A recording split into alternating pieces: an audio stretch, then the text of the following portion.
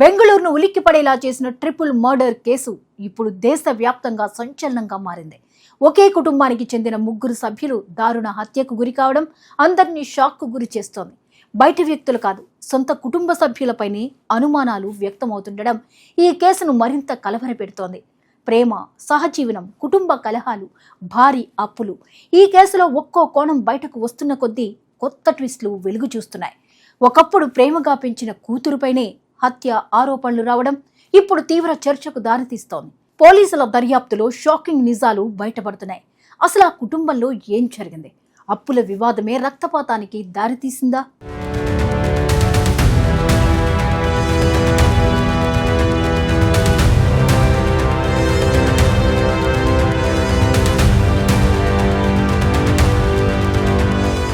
బెంగళూరులో వెలుగు చూసిన ట్రిపుల్ మర్డర్ కేసు దేశవ్యాప్తంగా తీవ్ర సంచలనాన్ని రేకెత్తించింది. ఎందుకంటే ఇది బయట వ్యక్తులు చేసిన దాడి కాదు, ఆస్తి కోసం జరిగిన ఘర్షణ కాదు, శత్రులు పన్నిన కుట్ర కూడా కాదు.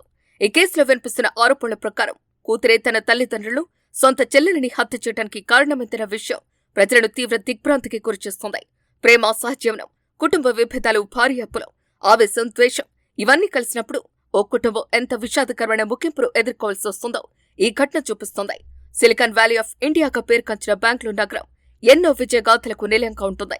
దేశం నలుమూల నుంచి వచ్చిన యువత తమ కలలను నిరసన చేసుకునే నగరంగా ఇది గుర్తింపు పొందింది. కానీ అదే నగరంలో జరిగిన ఈ సంఘటన ఇప్పుడు అందరినీ కలిచివేస్తుంది. ఒక కుటుంబం మొత్తం కొన్ని గంటల్లోనే రక్తపు మడుగులో కూలిపోయింది. ఒకప్పుడు ప్రేమగా పెంచిన కూతురే ఈ దారుణానికి ఒడిగట్టడం సంచలనంగా మారింది.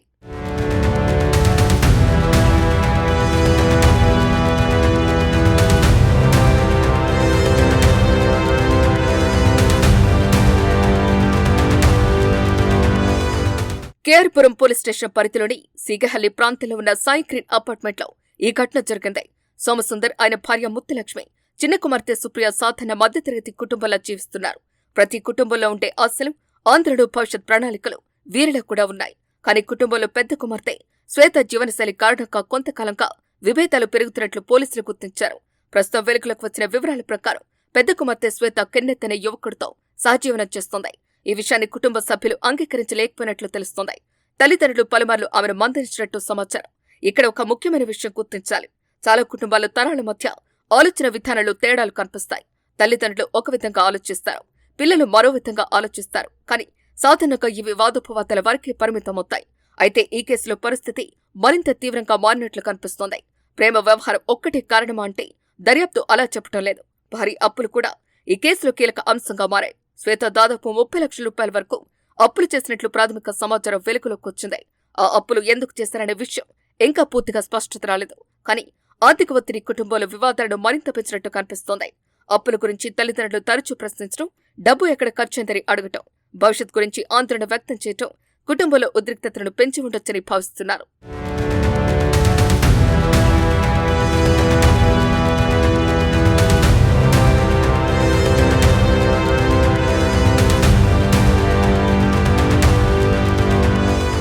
పోలీసుల ప్రాథమిక దర్యాప్తు ప్రకారం సోమవారం జరిగిన పరిణామాలు అత్యంత భయానకంగా ఉన్నాయి. ఇంట్లో ముత్తులక్ష్మి ఒక్కరే ఉన్న సమయంలో శ్వేత కెన్నెత్ అక్కడికి వెళ్లినట్లు అనుమానిస్తున్నారు. మొదట మాటల యుద్ధం జరిగింది. ఆ తర్వాత పరిస్థితి అదుపు తప్పింది. కోపం, ఆవేశం, పాత విభేదాలు ఒక్కసారిగా కట్టలు తెంచుకున్నట్లు కనిపిస్తోంది. చివరకు ముత్తులక్ష్మిపై కత్తితో దాడి జరిగినట్లు పోలీసులు భావిస్తున్నారు. ఇక్కడితో ఈ ఘటన ఆగిపోలేదు. అదే ఈ కేసులో అత్యంత భయంకరమైన అంశం. హత్య జరిగిన తర్వాత రక్తపు మర్కలను శుభ్రం చేసినట్లు దర్యాప్తులో అనుమానాలు వ్యక్తమవుతున్నాయి. అంటే ఇది కేవలం ఆవేశంలో జరిగిన దాడి మాత్రమేనా, లేక ఆధారాలు చెరిపివేయాలనే ప్రయత్నం అనే ప్రశ్నలు తలెత్తుతున్నాయి. కొంతసేపటి తర్వాత ఇంటికి చేరుకున్న సుప్రియ పరిస్థితిని గుర్తించి ఉండొచ్చని పోలీసులు భావిస్తున్నారు. ఆమె బయటకు వెళ్లి విషయం చెబుతుందనే భయంతో ఆమెపై కూడా దాడి జరిగి ఉండొచ్చని అనుమానిస్తున్నారు. ఒకవేళ అదే నిజమైతే ఇది మరింత దారుణమైన పరిణామం. ఎందుకంటే ఒక సాక్షిని తొలగించేందుకు సొంత చెల్లెలి ప్రాణాలు తీసినట్లవుతుంది. ఇంకా విషాదకరమైన విషయం ఏంటంటే కుటుంబ పెద్ద సోమసుందర్ కూడా అదే రోజు దాడికి గురయ్యారు. తీవ్ర గాయాలతో ఇంటి బయటకు పరిగెత్తి సహాయం కోసం ప్రయత్నించినట్లు సమాచారం. ఆ దృశ్యం ఎంత భయానకంగా ఉండి ఉంటుందో ఊహించుకోవటం కూడా కష్టం. తన ఇంట్లో భార్య, కుమార్తె ప్రాణాపాయలో ఉన్నారని తెలుసుకున్న తండ్రి చివరి క్షణాలు ఏం అనుభవించి ఉంటారో ఆలోచిస్తేనే గుండె కలిచి వస్తుంది. కానీ తీవ్ర రక్తస్రావం కారణంగా ఆయన కూడా ప్రాణాలు కోల్పోయారు.